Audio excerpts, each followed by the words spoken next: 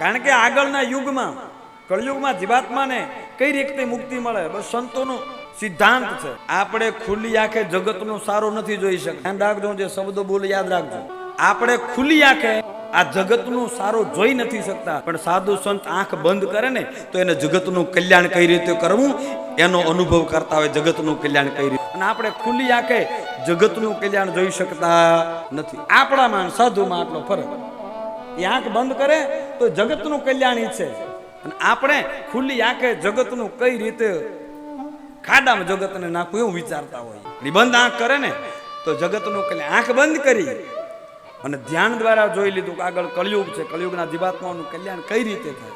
અને સંતોની દ્રષ્ટિ દિવ્ય હોય છે, એને આગળનું આગમ દેખાતું હોય છે કે આગળ શું થવાનું છે. આવી ધન્ય ભૂમિમાં આવા સંતોનો સાહેબ જો સંગ ન કરો ને તો એના જેવો જીવનમાં હું કોઈ અભાગ્યો માનતો નથી.